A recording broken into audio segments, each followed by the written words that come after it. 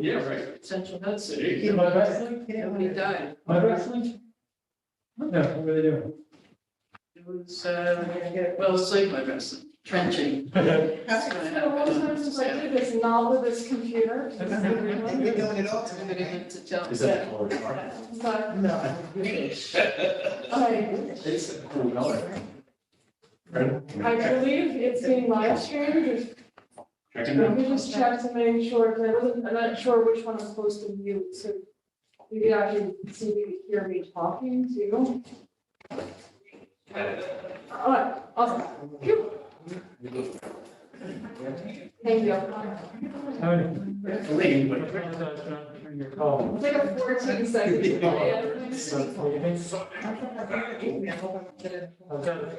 All right. Okay. Yeah, you said people were complaining about, Yeah, yeah. you haven't gotten the answer, you have to, I guess more. okay, Yeah. we can talk after this. Okay. Is that live? We're with Ryan, we're recording, Okay. everything is good here.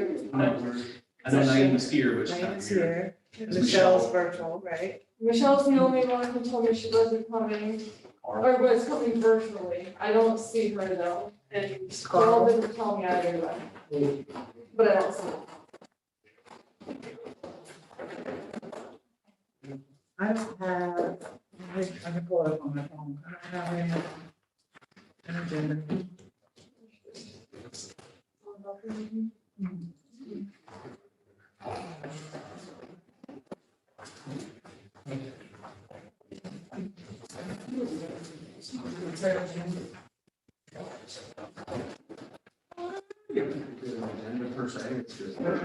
Legislation, legislation, resolution.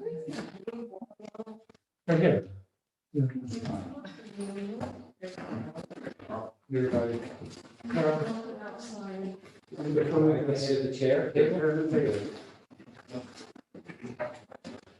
Be the head librarian. Me.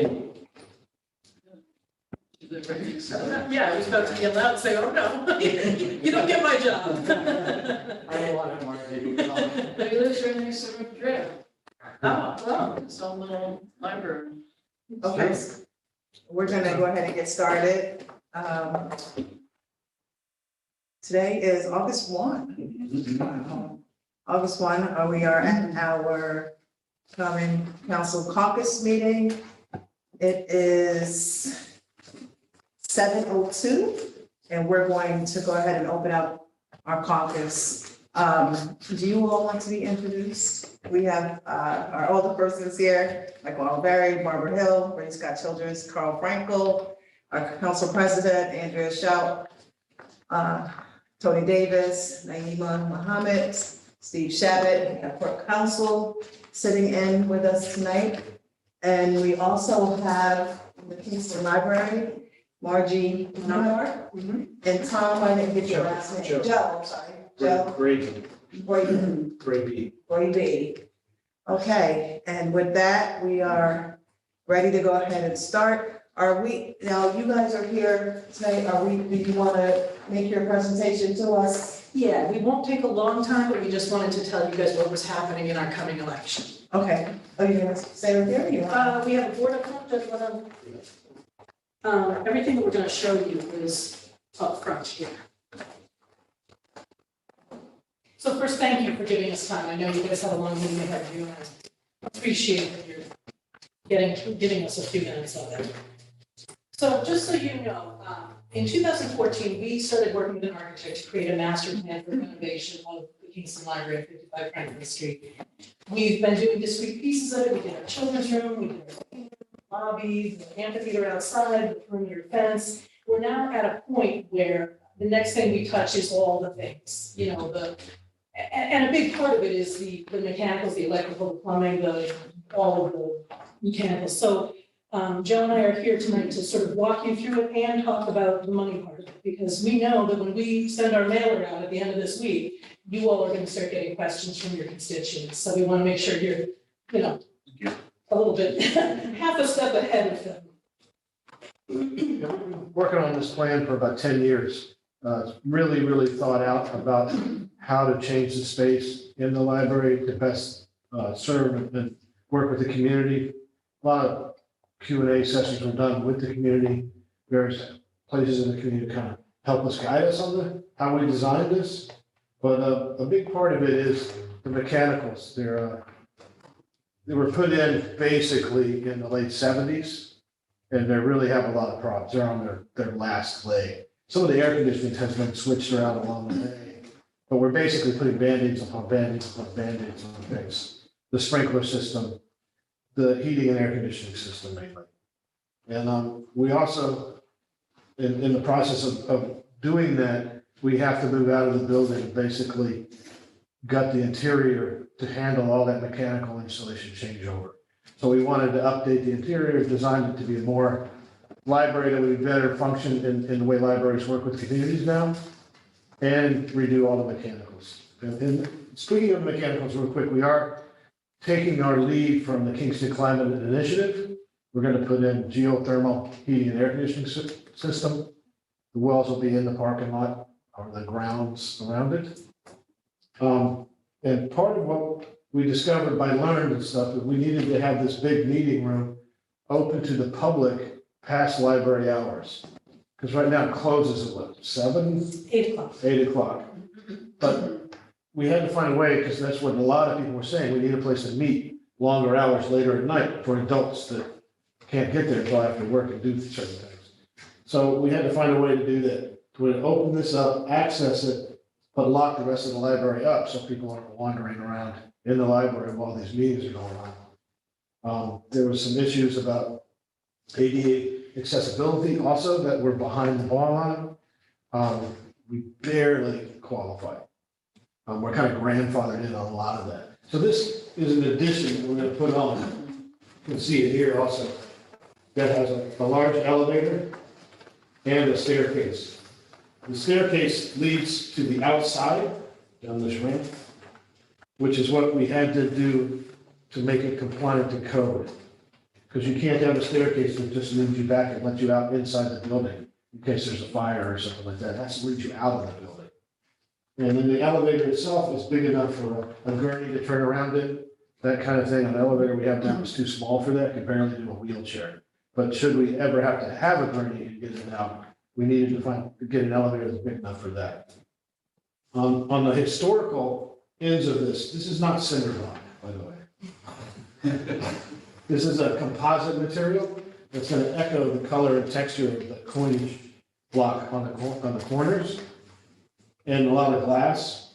It's built in so that we are doing almost no demolition to the outside of the building. Only demolition to the outside of the building will be done through the walkway on this level. The walkway on this level is actually reopening an entrance that was there before. The structure sets off, and there's a glass wall here. So standing out here, you can look through that glass wall and literally see the library building, historic building behind the glass wall. So inside of this space will be that historic facade of the building. It also is low enough that it goes below the cornice and gables that are here. So we're not disturbing any of that by adding this onto it. And again, this is to open up that meeting room so we can have late night services and also make it ADA compliant and fire zone compliant by adding the staircase and this elevator. And I'm going to make the point that by moving the staircase and elevator to the side of the building, we can remove one of the interior stairwells and that centrally located elevator, which opens up the first floor dramatically and allows us to make a much more functional first floor space. Yeah, the staircase she's referring to right now cuts this space out right here. And then the design of the interior, we're moving the circulation desk here, which gives the librarians that are working the circulation desk a line of sight almost the entire first floor. And a face, so when people enter from either the front door as it is now or the new entrance, they'll see that welcome desk. And we did the teen room already. I don't know if anybody's seen it. We did the children's room upstairs. And one of the big, we got a gift from a teacher that used to teach in this school when it was a Sojourner Truth School. Mrs. Irene Sniper. And we were able to get grants to match it and do a lot of work. And one of the things people told us is they hated this fence that was around the library. Some of you have been around, can remember that fence? So we did some of that money with the matching grant that took that fence down and built the brick and metal fence that's there now, which kind of dresses the building up and just makes it a lot more attractive. And the new fence also has pedestrian gates on all four All four sides. sides, so you can park outside of the street and come in from any angle. What we've also added here is a lot of these small meeting rooms that'll be areas where people that work from home, they may still need to have a meeting with a couple of clients or something like that. They don't want to do it in their house, they can, not rent, that's not the word. Reserve one of these rooms at any time. I forget how many, 6 or 7 of them. And some of them are a little bigger for groups of maybe 8 to 10. And that's another thing that people said to us they would really like to have. So we're bringing that in as something we can offer the community. And those rooms will be equipped with technology, so people can have conference calls or video calls, or, you know, meetings of this nature in one of those rooms. That's a lot of what it is. Again, we're gonna also, all the new heating and cooling systems, we're taking the lead from the Kingston Climate Initiative and trying to make this a shining example of climate-friendly building. It's a pretty big building for Kingston. It's not a small building, so it's kind of an important one to do, I think. Right now, I wouldn't want to talk about what it's doing to the environment with the system we have. You know, it's not very good. It's also holding together by duct tape. It's a gas-fired ancient furnace and a bunch of Freon air conditioners around the building. So a couple of you were knowingly. For the 10 years, we've been working with an architectural firm, Butler, Roll and Mays, that specialize in libraries around the area. They did do Saugerties Library, which has a geothermal system in it. So they have a lot of experience, and we've been working with them for the 10 years that we've been working on this. And then, I don't know, maybe 6 months ago, we hired a construction manager, Kalji, who does schools, libraries, hospitals, a lot of those kind of type structures. And they helped us get a budget put together that was accurate. So if you want to flip to your last 2 pages of your packet there, that's the construction manager's budget. And this may be one of those areas where your constituents are calling with questions. But like Joe said, we contracted with the construction manager several months ago, and we've been methodically working through our plans, and they've put together numbers for us that we believe are very solid numbers. It's a big amount. It comes to $13,600,000. But you can see, you know, line by line, what we're looking at there. The bulk of it is mechanics. I think a little over 7 million is mechanical systems. The rest is that interior renovation that Joe was referring to. And because of the environment right now in construction, there's like an 8% escalation that the prices could go up, but that's figured into that number. You know, so we're trying to be accurate, and we're pretty good on all our projects as a board, as an owner's representative, to bring our projects in on budget and on time. This is a bigger one. It's the last one that's part of the master plan. But I think the budget's pretty smart. It'd be nice if we could bring it in under, but let's give us some money, you know? What's I wanted to say about that? They are very conservative numbers.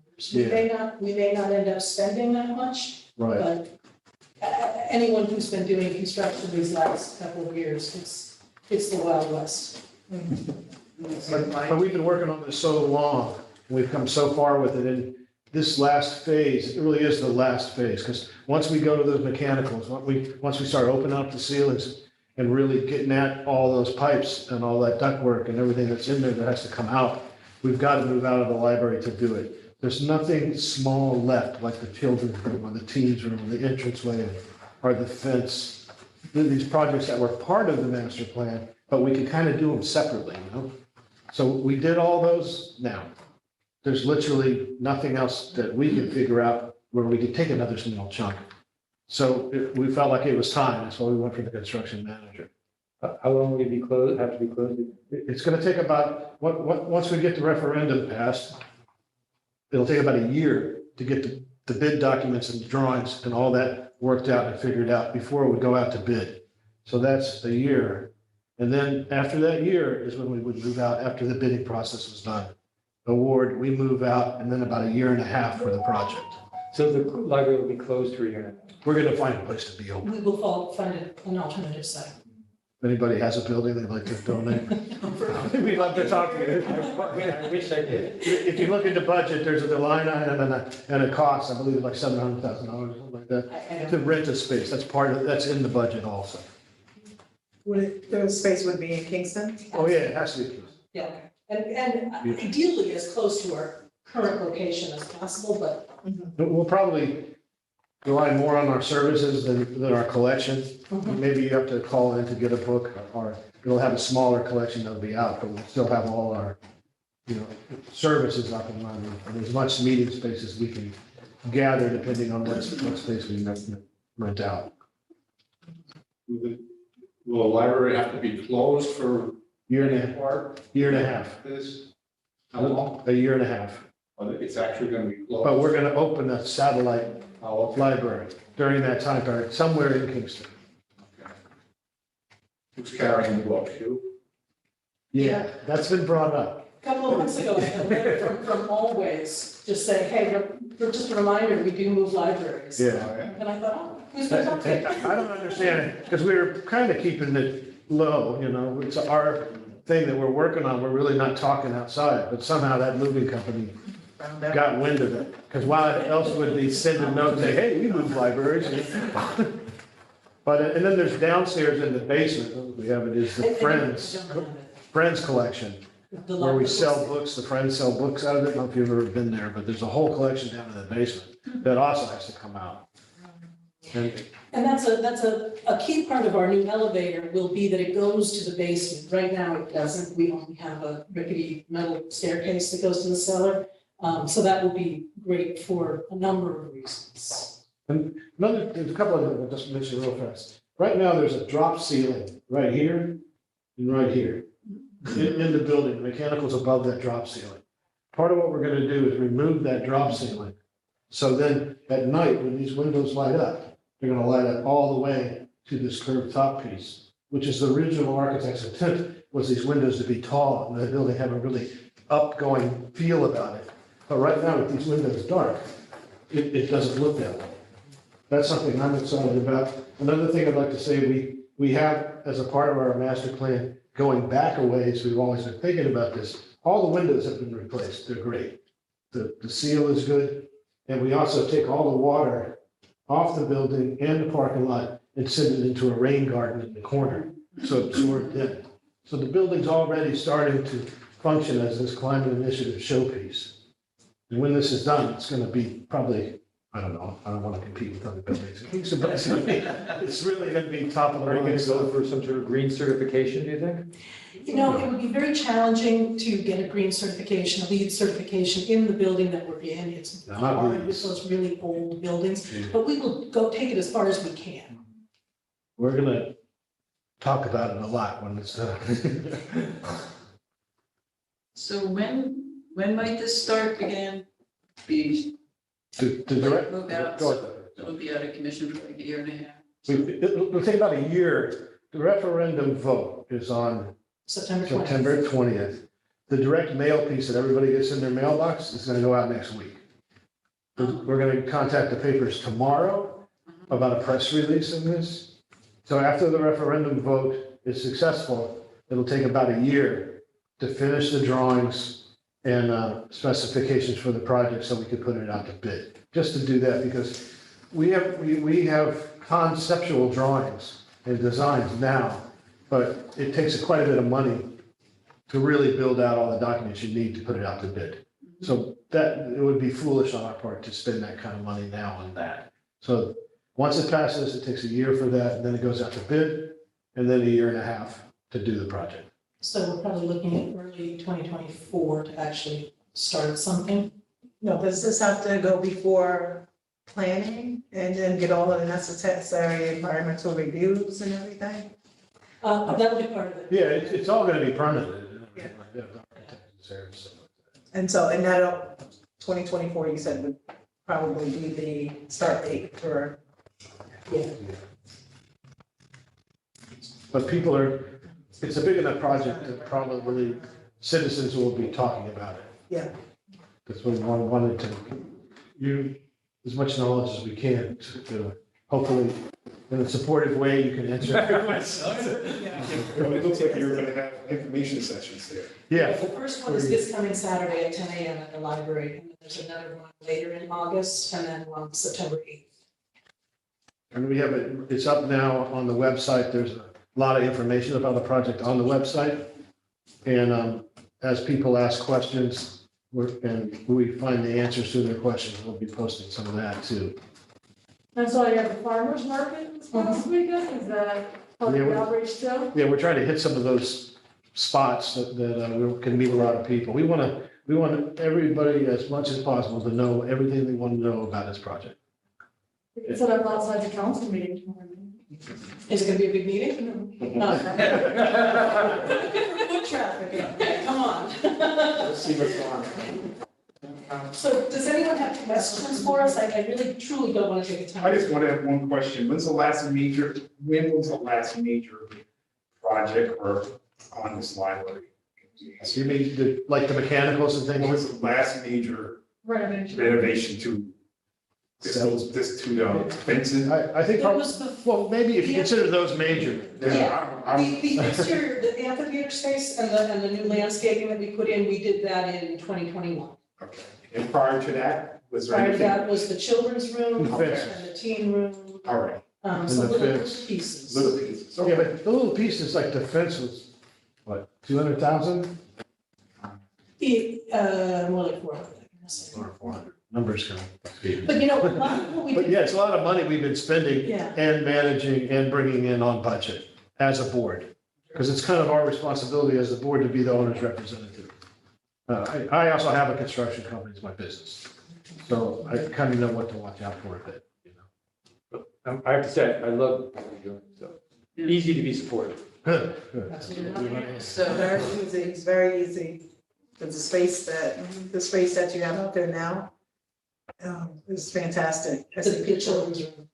Or I'm the. talking about the outside. Oh, the amphitheater thing that we put It's in. fantastic. I see meetings and people sitting all the time, so yeah. it's Yeah. great. And we did the planting also, but it's an interesting use of that space. We could get a lot of people doing a lot of things in that, by the way that was designed, I think.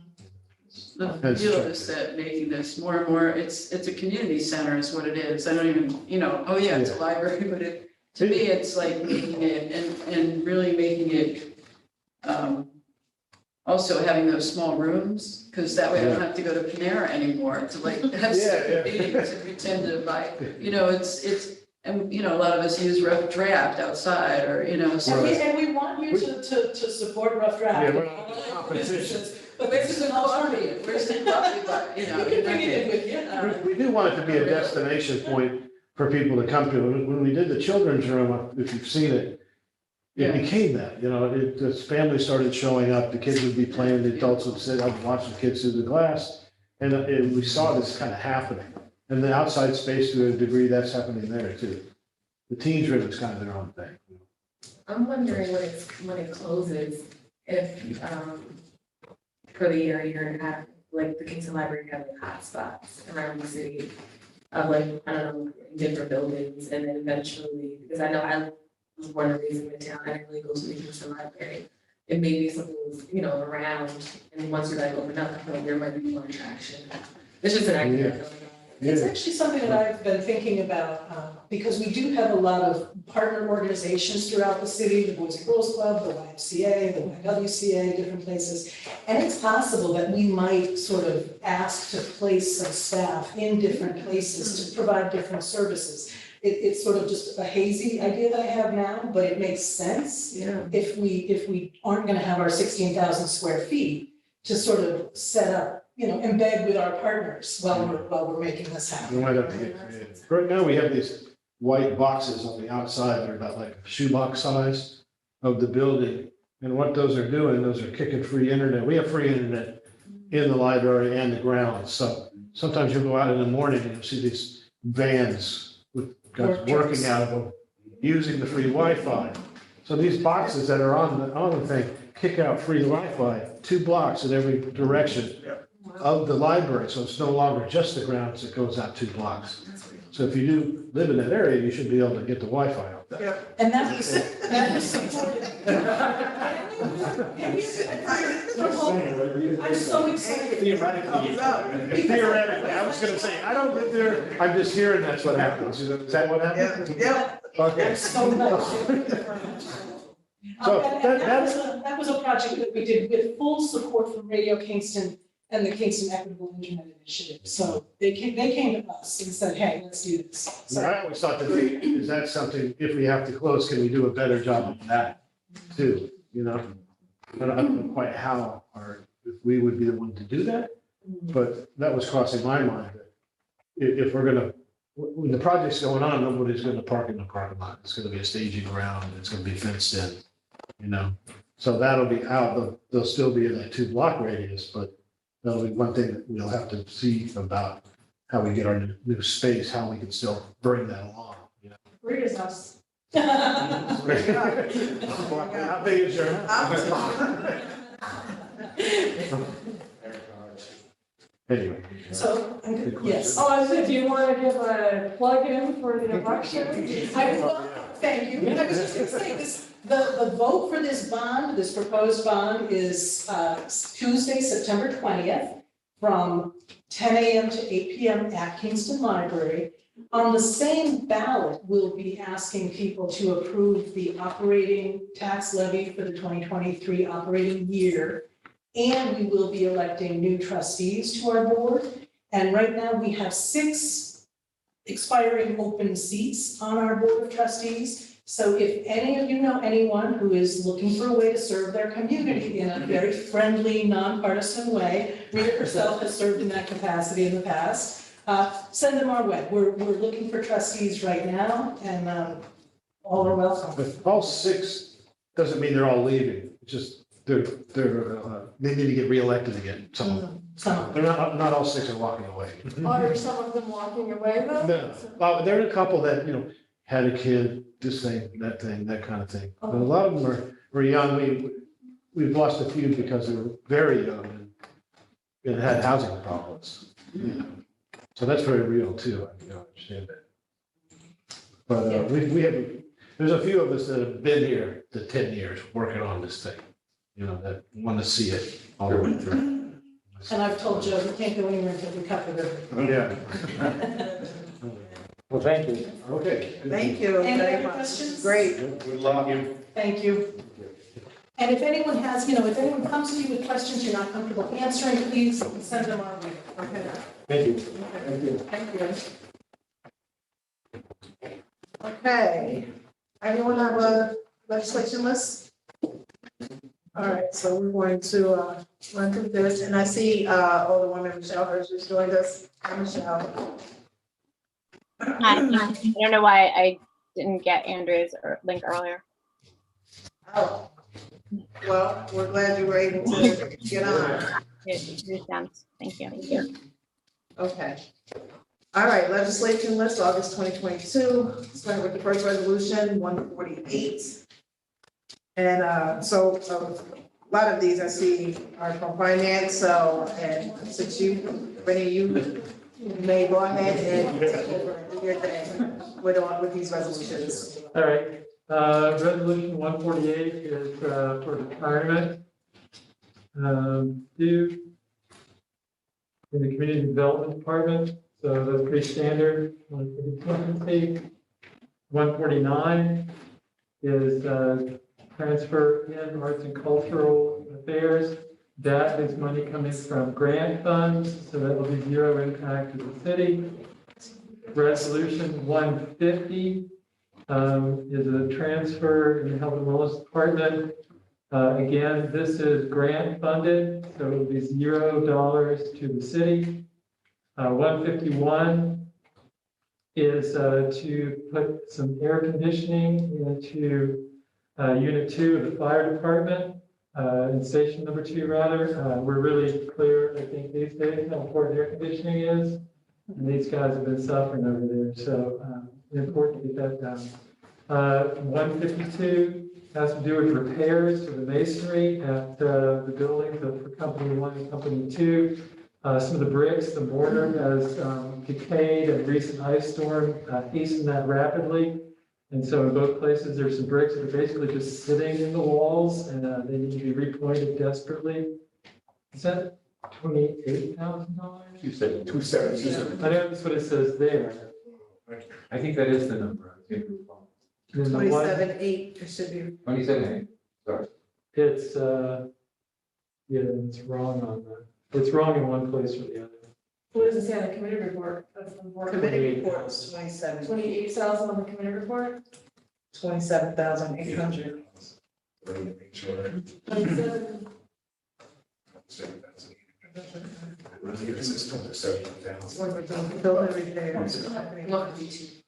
I mean, it doesn't matter what it says on the legislation list, it matters what it says on the committee. As long as it's right, so we need to find out if the committee Yeah, report is right. do you want So me it's to check? 27,800. 27,000. Okay. Do you want to double check that, Lisa, or do you want me to? It's here on the, it's in, It's on it's in the chief's letter, it's in the, oh, you know why?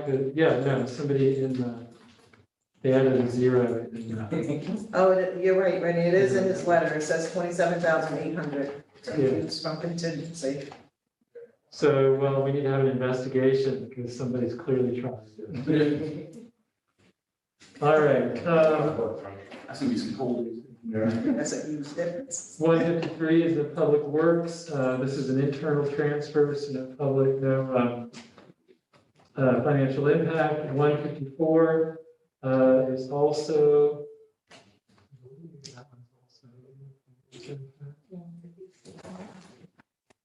But that's, That's a transfer as well, yeah, Correct. but that's in the sewer fund. 20,000. 155 is to cover the expense of an upgrade New York State vehicle inspection software program. Those of you who weren't with us that night, DPW has the power to do state inspections, vehicle inspections of their own vehicles. But there's new software that has to be used, so they have to purchase this in order to continue to do their own vehicle inspections. 156 is for a retirement in public works. So that'll come from contingency, $8,342. 157 is got two purposes. One part is to spend down some of our fund balance. The second part is to do some top coats of really pockmarked roads in the city. And in most of these instances, these are cases where for one reason or another, we don't want to do a permanent replacement because we're expecting to do some further work in the next year or two and maybe 3. So the idea here is to at least get these smoothed out for the time being. So it wouldn't be a question of like remilling or doing any infrastructure work that might be needed underneath. In some other cases, there's a dilemma because they are actually under the aegis of the New York State Department of Transportation, and they have certain plans that are in the works. So again, we would be working with them at least to put a temporary top coat on so that people would be able to drive through there without their teeth rattling. 158. That came out of laws and rules. But on 157, you all should have received a list of all of the streets that's going to be paid using this money. And there are some in there too that are, that's some of the parks, which that's because we can't. Doing the parking lot. Yes. Parking lot. We're not getting over the. We're not gonna pay the park. But just the public to know that we are doing the parks with this money because we can't use the chip money Yeah. that we use to do the streets. That money cannot be used for the city parks. Right, can use state, right. So 158, 158 is Deep Stadium and Andrea Pool Improvements Project, and to determine that as a type 2 action. And yes, it's a type 2 action. And I think we're back to finance at 150. Then wasn't it also sending that out? No, that's the other. That's the other, okay. Sorry. Oh, that's 162. Yeah. All right, so 159 is an internal transfer in the assessor's office for $12. Oh, God. I don't know if I can vote on that. Hey, I don't know about that. he wants to make sure everything is accounted I for. wanna know where you're gonna be for 12 months. Right. These days. It might be that the meal was more than the lunch. People swear. Yeah. Resolution 160, this is a transfer in the assessor's office for a retirement. Again, that comes from contingency. Is that correct now? Right. Yeah, pretty sure. I would think so.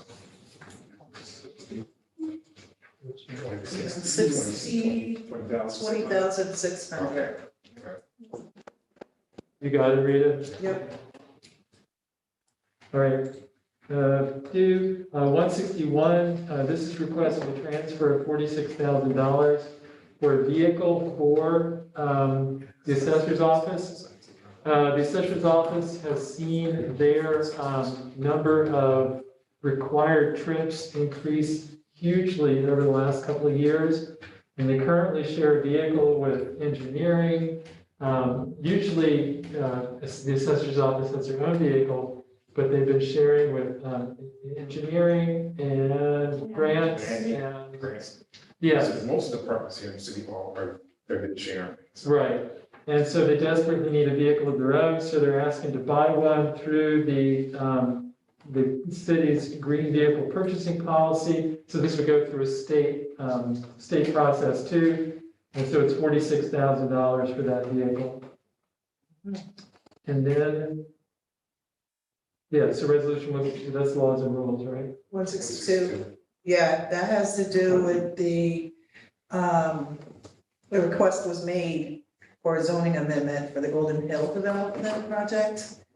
And I guess it's currently zoned as a RRR right now.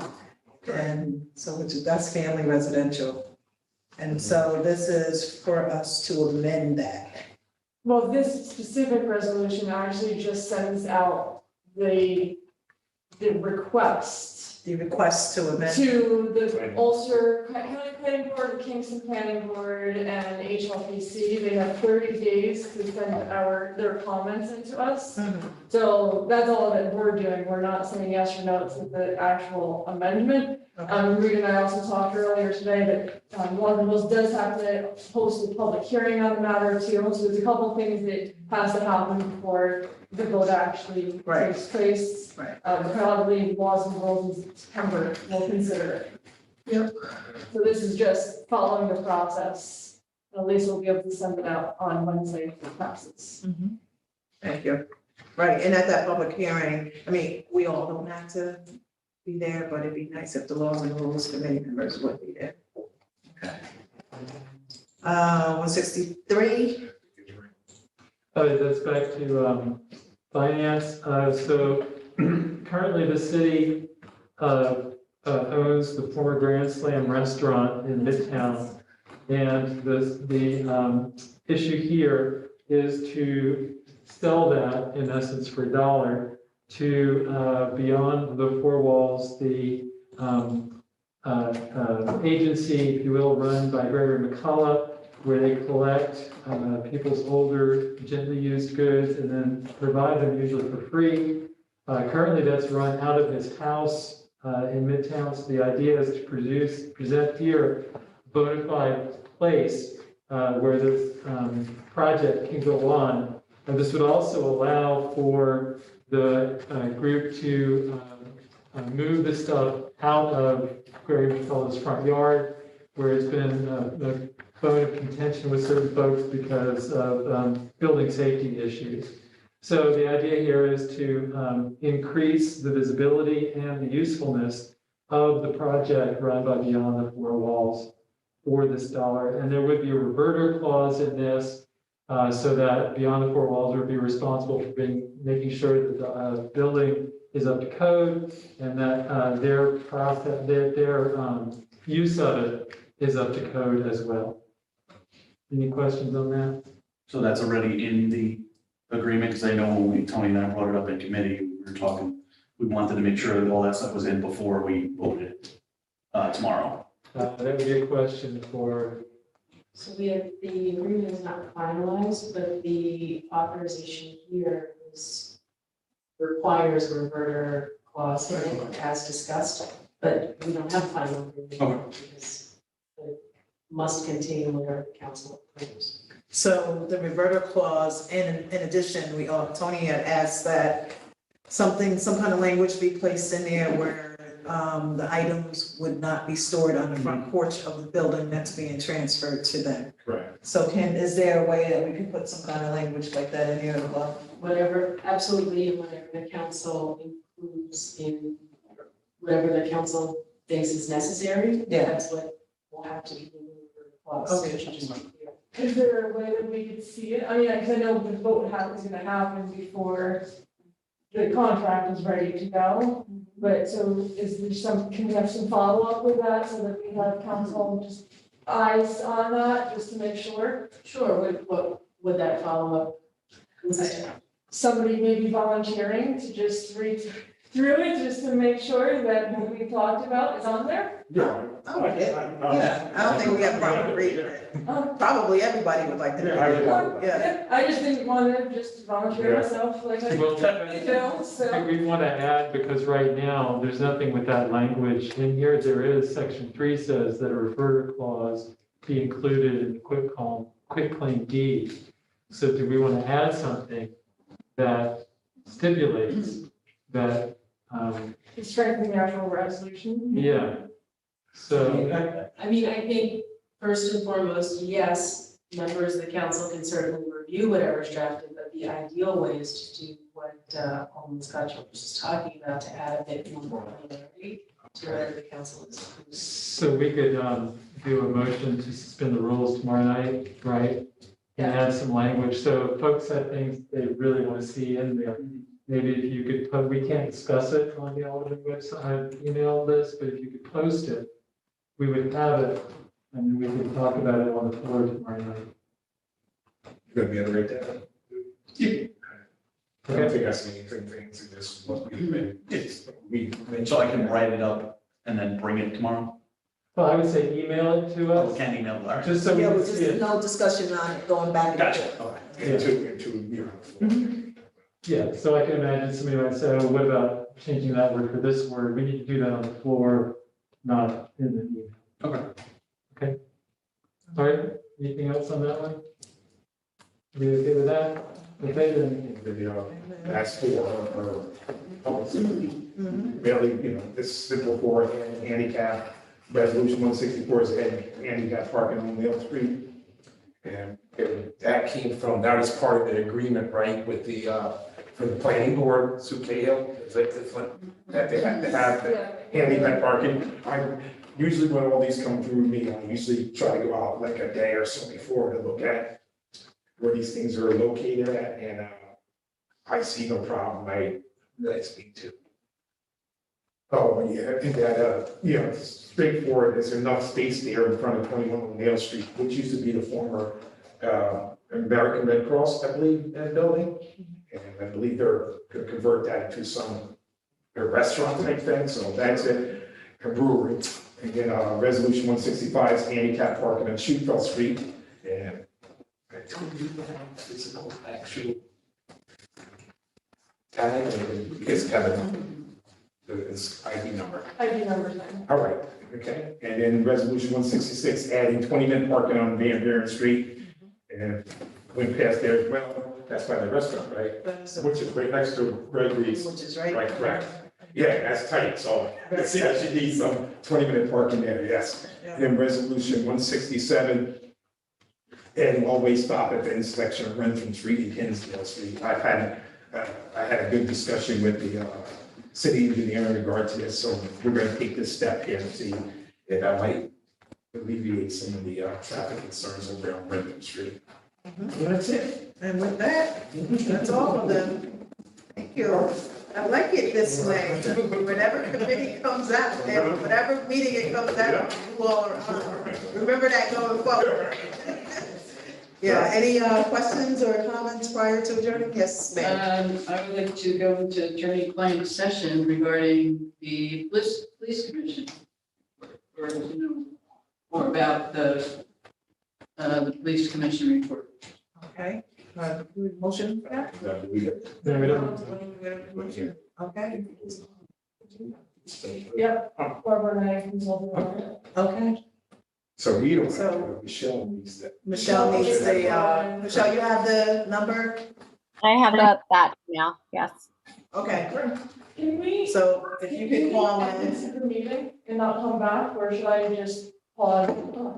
Think you go into session and come back. That's fine, I just wanted to inform. Somebody actually put out the conference number so I can take care of this. They use their cell phone and call the conference number for Michelle. Oh, okay. I emailed it to everybody, so you should have it. What, all we need is one person to do it. Okay, so we're going to go into attorney-client session. We're gonna ask Michelle if you would turn off your camera and microphone. Call into the number. Not in this. I think we just, yeah. Yeah.